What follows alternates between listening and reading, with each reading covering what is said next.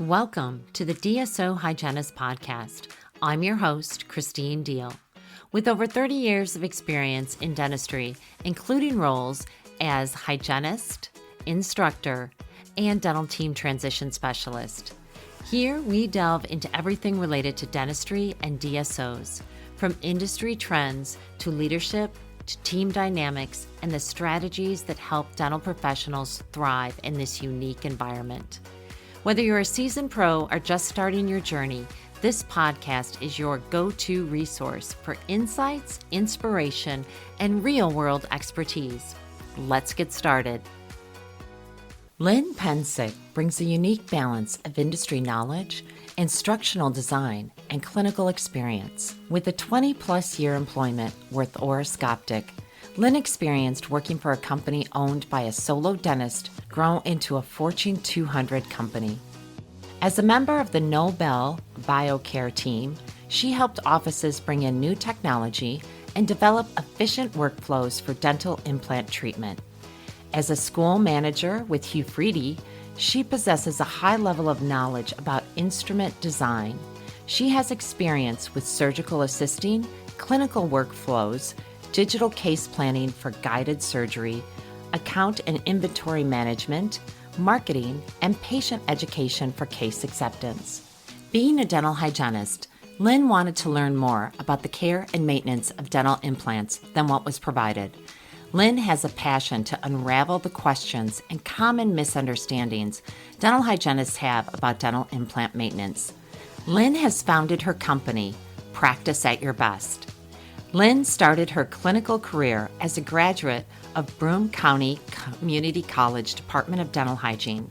She is a graduate of Thomas Jefferson University Department of Dental Hygiene and received her Master's of Science in Dental Hygiene from the University of Maryland School of Dentistry.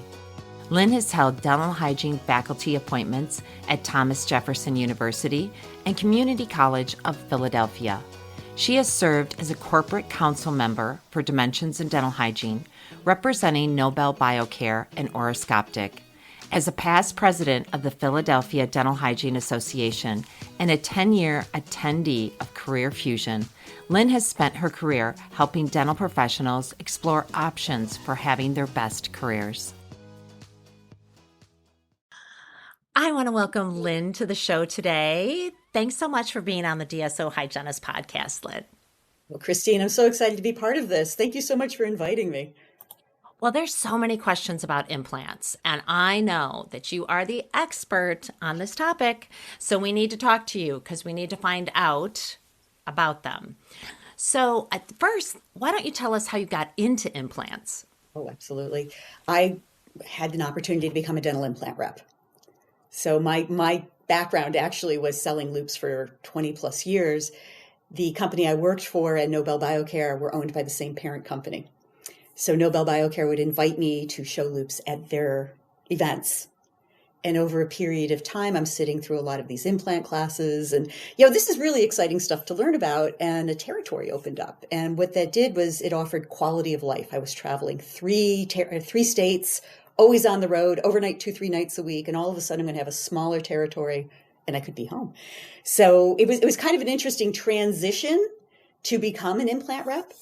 And you go through 3 weeks of very intense training at the home office. You get a mentor. So I was assisting in surgeries, and I would find some doctors were very open into mentoring me and teaching me, and some wanted an expert and just weren't ready for me at the beginning phases. And then you have this team. First, you have the team of who you were trained with, many of which worked for other implant companies. And then you have your team. I was on the New Jersey team, so there were 5 of us at various different experience levels. And my manager, Patty, had been she'd always worked in implants. She worked for a different implant company before Nobel. And it's so amazing how all that is so natural to them. And here, me as a hygienist, it was a tougher learning curve to figure it out. But after about 3 years, you're like, oh yeah, this makes sense. So it was a hard uptake in learning. And, then I had the opportunity to just sit through so much continuing education because that was my job. And you'd have entry-level classes for the doctors who were learning how to restore implants. You'd have the expert-level classes for the surgeons who had the formal training on surgical techniques, and then they were learning advanced techniques like zygomatic placement. And then there's the laboratory aspect of it and the restorative, and whether the prosthetic could be made with metal fused to porcelain or zirconia, or there's so much to it. It was quite the learning curve. I mean, and I still, like, people call me an expert. I'm like, I'm comfortable talking about maintenance, but I wouldn't call me an expert compared to some of the people who were my mentors. So thank you. Well, that's an interesting career path. Can you kind of tell us what are some of the keys to success? Because obviously you went from hygienist to rep, and tell us a little bit more about that career path. It's all about who you know, really, seriously. And the rule is be nice to everybody. There's that expression, you never know the toes you step on today will belong to the butt you got to kiss tomorrow. But it's seriously, you got to be nice to everybody.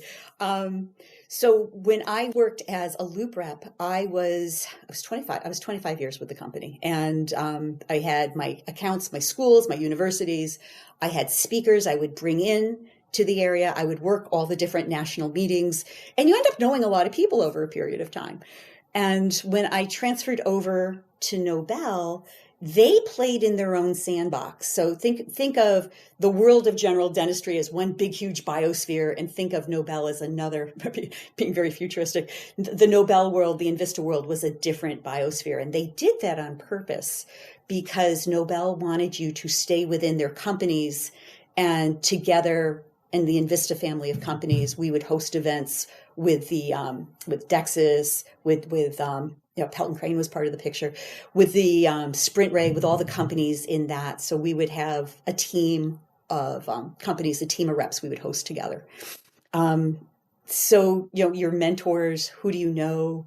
And then as you're going through your training, it's knowing who to go to if you're lacking, if you need to learn more. And gosh, I mean, like the CRM, there's so much to becoming a rep. It's what do you carry in your car, knowing what your doctors are interested in, getting a hold of or finding out how to show them what they're interested in. So sometimes I would ask one of my surgeons, can we invite somebody to your office so they can see what it is you do? And then you have the referral networks. So if a surgeon, an oral surgeon or a periodontist, their business is based on general dentists referring to them to place the implants, the surgeon would host continuing education study groups for the referring offices to build that relationship. And, you have your A accounts, you have those offices that you're the first guy, they're going to refer to you. They won't even think about anybody else. You'll have your B accounts that, they'll refer some cases. They may refer to a periodontist for an anterior and an oral surgeon for a posterior. And then you got these offices. They're nice people. They don't do a lot of business with you, but you want to build the relationship.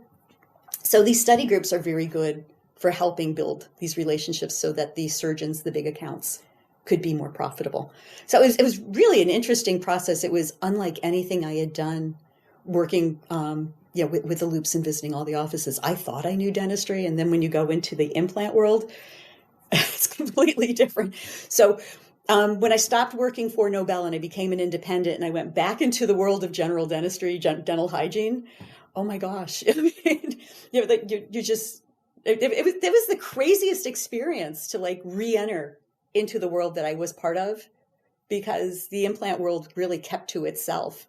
And it kind of made a lot of sense when I went to those events, because you'd only see certain doctors at the implant meetings, because they do function at a very different level than general dentistry and restorative. And you have general dentists who do place implants. So yes.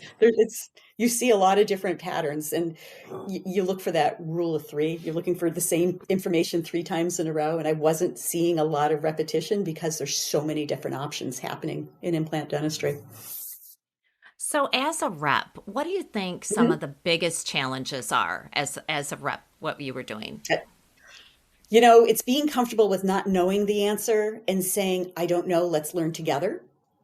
It's also, how do you bring in new technology to an office that thinks they're doing well and the office is struggling, and you're trying to give them solutions to help them move forward.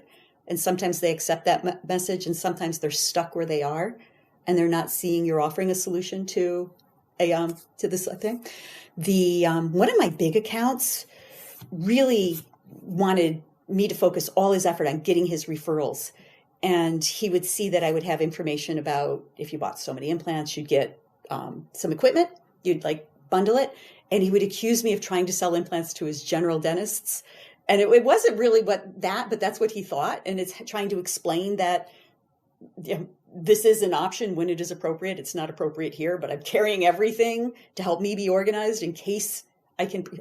Oh my gosh, it's a lot. And it's getting all that information and being organized, because it's not just placing single implants. It's the restorative for the single implants. It's the bigger cases. It's the regeneration materials. So for grafting, it's the software. It's getting the CBCT scan imported into the software. It's the case planning. It's a lot, and if you're comfortable if you perfect and really understand one thing, then you can move on to the next. But what I learned was there was so much I wasn't comfortable with. You know what you know, you don't know what you don't know. And then when you realize you don't know something, I would just panic. And it's, that was a tough quality. That's a tough personality trait to have when you're going through that type of learning curve. This is a long answer. What does it take to be a good implant rep? Just that passion for learning. And that this is new, and let's take a class together. And, what do you want to learn about? Let me see if I can find a class for you. It was a lot of that. Just providing solutions. So what do you think is the number one thing we can do as dental hygienists for our implant patients? Oh, good question. Good question. In my opinion, if we can help our patients maintain healthy implants, so once the implant's placed, if we can get through that first year without bone loss, the trajectory, the health of that implant, the success is good. If there's bone loss in that first year, it may not be just oral hygiene. It could have been placement of the implant. It could have been that the implant's in occlusion and being banged on. So, how do we identify the implant's healthy and review home care? Because honestly, I say this to my patients all the time if they have inflammation. The most important thing I do with you today is make sure you daily are removing biofilm. And you don't say that to the patient. The most important thing I can do for you today is make sure you're doing a good job cleaning your teeth every day to prevent future problems from happening. So review of home care. What are they doing? Is it safe what they're doing? Are they being overzealous if what they're using is safe for the implant? Is the pH of the toothpaste neutral? Are they using a high prescription strength fluoride, which does not have, if they have a lot of caries and they have an acidic pH, and then we introduce fluoride daily, that can actually cause corrosion to the implant. So it's what can we do to make sure that implant's being maintained safe? And if we do see early breakdown of bone, to refer that patient back to the surgeon or to a periodontist to identify why are we getting this bone loss. And then the discussion of patients with implants with recession and threads exposed, that's a different topic. And it's understanding the difference between the two. But key is, how do we maintain these healthy implants, and what do we do when we see the directions going? We're going in the direction of disease. And I know there's many challenges when maintaining implants. What do you think is one of the biggest challenges we face in maintaining implants as hygienists? Motivating our patients to understand when that implant's placed, we are married to them. Okay. Frequent recare. If the patient has high risk factors, if they're taking medications that can contribute to bleeding, if they're on bisphosphates, if their medications they're taking put them at risk, if they are a grinder, are they wearing their night guard? And it's identifying what the risk factors are and having the patient understand, because you're high risk, we want to see you every 3 months. Because you have inflammation, bleeding, and a lot of biofilm, I want you back in 3 weeks to see if this healed. And getting the patient to understand that frequent attention will identify disease in its early state. Because once that mucositis starts crossing over to periimplantitis, it can be a quick progression of disease. So we want early identification and addressing inflammation early is the key. And that's just frequent recare and getting the patients to understand that we are a team now. Okay. And there is a lot of different instruments out there and things for hygienists to use on implants. Can you describe or tell us what would be some of your recommended tools to use around an implant? Yeah. It's the way the message gets delivered, it gets confusing. And there's one school of thought that is the less you touch the implant, the better off you are. And, one of the questions is, do we probe? And, the question is, what do we probe with? And we know for probing, as long as the technique is gentle, and the unit of measurement for probing is 0.25 Newton centimeters of pressure, which that doesn't make any sense to us as hygienists. We're not taught to do that. But if you insert the probe and you feel resistance and you see tissue blanching, you're putting in more pressure than what I'm describing. So you're trying to insert the probe, and sometimes those restorations won't let you probe. They're just too misshaped to get the proper angulation around the implant. So the suggestion is gentle placement and sweeping motion. They're trying to get the probe at all 6 points without heavy pressure. And you're safe to probe with stainless steel, titanium, or plastic. It's not what you probe with, it's how you probe. And if you're getting bleeding, that identifies disease. So it's really, you can have 5 millimeter pockets on implants and be healthy. It's really more, did you probe presence or absence of bleeding? And if you're getting bleeding, was that caused because there's inflammation, or was that caused because you probed with too much pressure? So that is great. That's great. Yeah, Great advice. no, and that's a hard one to get your head around. And then when it comes to instrumentation, when I graduated hygiene school, we were told to use plastic scalers, and now we know it's not calculus, it's a disease of biofilm. So a plastic blade, a metal blade won't remove biofilm. So we have to think differently now. And I'll find that, the message is you're using titanium instruments on titanium implants. But it's not like natural teeth where I'm a big fan of the extended shank 1314. I like that universal everywhere, and I'll just explore with it on all the teeth. And if I feel calculus, I engage and remove calculus on natural teeth. But on implants, the less you touch the implant, the better off you are. So we don't want to do metal on metal and exploring. So if we're going to identify, is there calculus or cement, I'd like to see it more visual, because if it's deep in a pocket, what we're doing with a blade probably is not going to be effective. So identification of biofilm. If we have calculus, we're spraying with air. If we see calculus or cement, then we want to use instrumentation. We want to use hand instruments to remove. But if we're not seeing calculus, and you don't always see calculus on implants, so you got to think differerently. If you don't see a lot of implants, you got to think differently. If I've got a healthy implant, the attachment is at the abutment. We've got a nice mucosal attachment. It's just the crown exposed. A rubber cup polisher, fine paste, flossing is okay. Airflow, better. Airflow with a antimicrobial like lysine or erythritol is better. And then you got to realize that there's a lot of us hygienists in older practices that have older prophy jets with sodium bicarbonate. The pH discussion that we had, the sodium bicarbonate is extreme in the pH. There's actually research demonstrating use of sodium bicarbonate air polishers can be detrimental to the implant. So the granules, the particle size of the sodium bicarbonate can cause alteration to the implant surface. So erythritol and glycine are considered safe and effective. Baking soda, not so much. So if you do have an air polisher, you really don't want to use the baking soda on the implants. That's great. I'm so glad you talked about that, because I think, again, there's a lot of misinformation and the old way and the new ways, and we want to do the best for our patients, because we're seeing more and more patients with implants every single day. Absolutely. So I want you to describe a little bit about mucositis versus periimplantitis, because I think there is, some people don't know what the definition of either one of those is, so they're not sure how to clarify that. So if you could just talk a little bit about that. Yeah, oh, absolutely. When you look at the American Academy of Periodontology's classification, peri-implant health and mucositis, I'm going to put them in the same category. And what I mean by that is there's no bone loss. So when an implant is first placed, the bone is going to be at the crest of the platform switch of the implant. So as long as the bone is equal at that placement, you're looking for bone loss year over year. So you're going to take a lot of x-rays with implant patients. And if we don't see bone loss, if we see healthy bone, absence of biofilm, healthy gingiva, peri-implant health. If we see absence of bone, presence of biofilm, inflamed gingiva, perimucosal tissue. We're going to call that mucositis.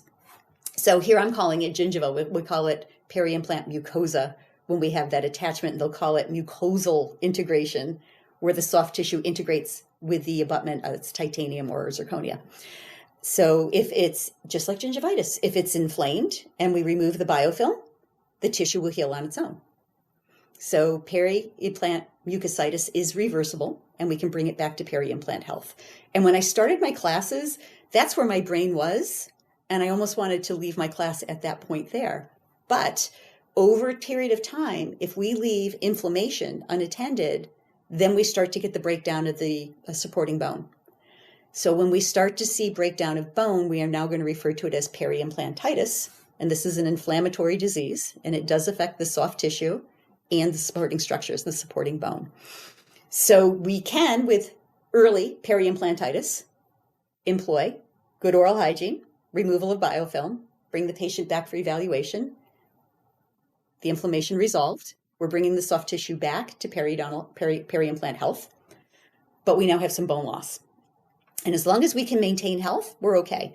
And we need to divide it into categories of early peri-implantitis, moderate peri-implantitis, advanced peri-implantitis. If we have advanced peri-implantitis and we've lost 70% of the supporting structure, this is where the thought is this implant has failed and the implant should be taken out. If we have moderate bone loss, these type of implants, we could flap the tissue, disinfect the implant, place some grafting material. We may be able to regrow the bone around the implant. And if we have early peri-implantitis, when caught early, you can maintain those patients healthy. There's also a category called insufficiencies of hard and soft tissue. And so this is where the tissue's healthy, but you either have lack of keratinized tissue and you just see the unattached tissue around an implant. That's high risk. So in those type of cases, that patient may be referred for grafting of soft tissue. Or if we have lack of bone, and the bone category could, the amount of bone and how the bone forms around the implant could be its own 1 hour class. Number one place you see bone loss on implants is the buccal surface. And it's key that you need circumferential 2 millimeters of bone around an implant to get a healthy blood supply. And if the implant's placed too far buccally and we don't have sufficient buccal bone, that's where you're going to see the bone loss first. So they'll call that peri-implant insufficiency, hard tissue, if we have that bone loss on the buccal surface. And then there's thin biotape. You have these patients, they're like, like English, Irish, porcelain skin, red hair, platinum blonde hair, blue eyes. You can see their veins through their skin. And when they smile, you can see the implant through the soft tissue in the bone. Thin biotype. It's healthy. I mean, all the proportions are where it should be, but it's just they're so transparent in their coloring. We all know these people. They need a lot of sunblock. These are the patients that the implant can shine through on the anterior. And it's kind of interesting when you think about insufficiency versus thin biotype. So we're now seeing articles about phenotype, biotype, and that the patients who have thicker biotype are better candidates for implants, and that if they don't have a thick biotype, maybe you want to graft and build up the supporting, the platform, the supporting tissue before placing the implant. There's a textbook called Zero Bone Loss Theory, and it's really interesting to see that we're moving in the direction of pre-planning cases so they accept the implant better than what we used to do, where where's the bone? Well, we'll put the implant here. That's where the bone is. And then the implant's off-centered and the prosthetic is funny shaped. So they're planning placement of implants now by the restorative and how do we create that supporting structure to support the restoration ideally. It's interesting to see how the progression has evolved. Yeah. Nerdy. I know it's fascinating. I'm loving this because there's so much we don't know. Or that they don't teach us about. And I think this is so great that you're really getting down to the nitty gritty about it. It's so overwhelming if you don't understand the basics of it. And I get uncomfortable when I'm asked to speak only an hour because it's like you really need to understand the basics before you can get into some of these fun, meaty topics. So, yeah, absolutely. So what are some of your recommendations for home care for our patients? Like, what are some of the things we should be recommending that they do or don't do around their new implants? Absolutely. Yeah. And, the more I'm reading, it's more is better. more options for the patients are better. So I am a big fan of Waterpik. I am a big fan of using the pulsation to remove the biofilm around the implants. And we need to teach our patients how to place the tip, not to point the tip down into the sulcus, but to place the tip perpendicular with the implant. And if there's a pocket, how do you position the tip to be in the pocket and be effective with the Waterpik? Because you'll find people really don't understand what they're doing with it. And you'll hear number one reason they're not using it is it's making a mess in the bathroom. And I'll always hit them back with, there's a battery operated one you can use in the shower. But I mean, we really do need to teach our patients, put the tip in, put your lips around the tip, find where the contact is, trace at the gum line. We really do need to teach our patients how to do that. And then there's a denture tip. And this is a tip that's almost U-shaped. So if you have patients with that calculus accumulation in the lower anteriors, and face it, it's just hard to clean that area, that U-shape is fabulous, especially if there's bridge work or a full arch restoration, because calculus is going to build on those two implants in the same place as the lower anteriors. So the more tools we can give to be effective, the better we are. So I'm a big fan of water flossing. And you'll find that people are busy and they can't always do this every day. And there are some cool travel models to put in a suitcase. So if you are away for a week, there are these smaller models you can bring with you. But it's not always possible if you're out to lunch with your girlfriends.